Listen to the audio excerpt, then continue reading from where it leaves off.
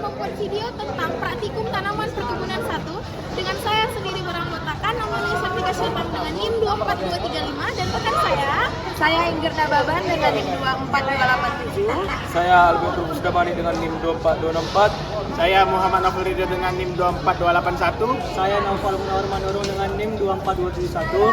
Selamat menyaksikan.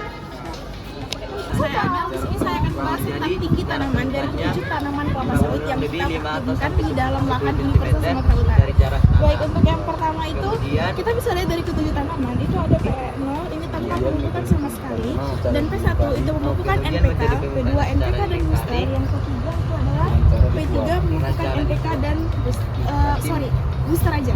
Nah, jadi kita bisa lihat menurut data yang saya ambil itu perlakuan dari pupuk NPK dan booster itu adalah tanaman yang memperoleh tinggi tanamannya seperti di depan saya ini. Dalam data saya ini tertulis sekitaran 30 cm-an, dan kita bisa lihat perbandingan pupuk yang tidak ada sama sekali dilakukan aplikasi pemupukan dalam panel atau kontrol itu lebih panjang. Kita bisa lihat di sekitaran 12 sampai 15 cm.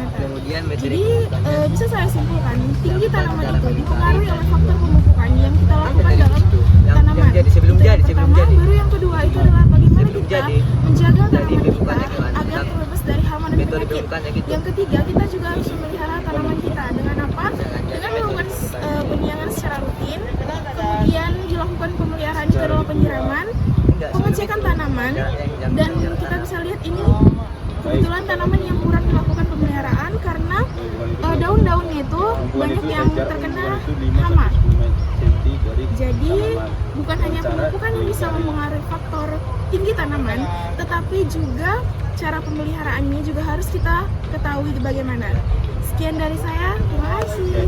Baik, saya akan menjelaskan tentang pupuk anorganik. Pupuk anorganik ini adalah pupuk buatan pabrik dari bahan mineral dan kimia sintesis yang mengandung unsur hara makro seperti nitrogen, fosfor, dan kalium dalam kadar tinggi yang langsung siap diserap tanaman untuk mempercepat pertumbuhan tanaman. Namun, penggunaan berlebih dapat merusak tanah jika tidak diimbangi dengan pupuk organik. Di sini saya akan menjelaskan mengenai pemberian pupuk organik kelapa sawit. Pupuk organik juga banyak digunakan untuk pembibitan kelapa sawit karena mampu memperbaiki sifat fisika, kimia, dan biologi tanah. Pupuk organik seperti kompos, pupuk handang, dan juga pupuk hayati bisa meningkatkan kapasitas menambah air, memperbaiki struktur tanah di polybag. Di polybag seperti yang saya pegang ini. Lalu, dengan struktur tanah yang lebih lembab, akar lebih mudah berkembang dan menyerap unsur hara. Bahan organik juga menyediakan unsur hara mikro dalam jumlah kecil tetapi stabil dan berkelanjutan, sehingga mampu menunjang pertumbuhan akar secara bertahap tanpa menyebabkan stres pada tanaman. Dan juga selain itu, pupuk organik berfungsi meningkatkan aktivitas mikroba tanah yang sangat penting dalam proses dekomposisi dan mineralisasi hara. Penggunaan pupuk organik sangat dilanjurkan pada media pembibitan miskin unsur hara karena dapat memperbaiki kesuburan tanah secara alami dan berjangka panjang. Dengan media yang lebih subur, bibit kelapa sawit memiliki peluang lebih besar untuk tumbuh sehat, berdaun hijau, batang kuat, dan siap dipindahkan ke lapangan dengan kondisi yang optimal.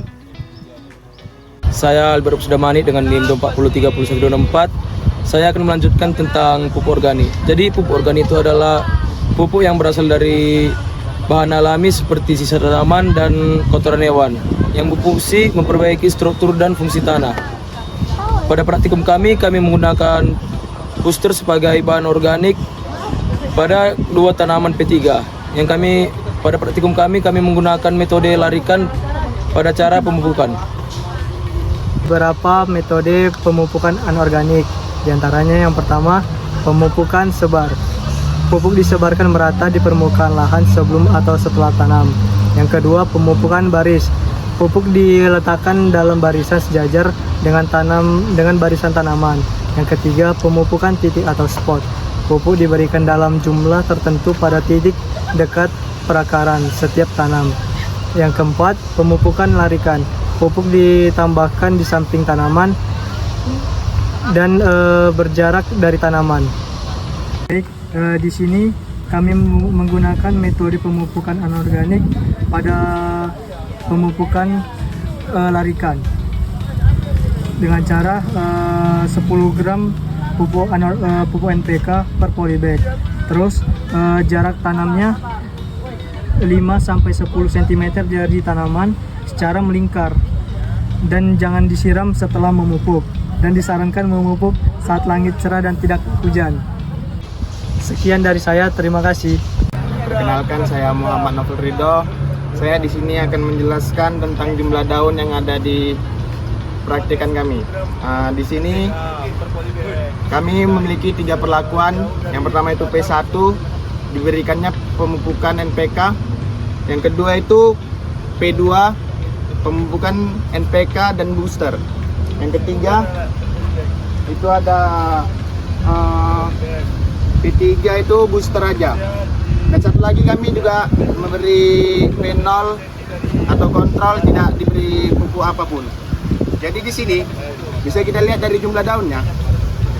Jumlah daun dari P0 ini sangat sedikit atau bisa dibilang kurang subur.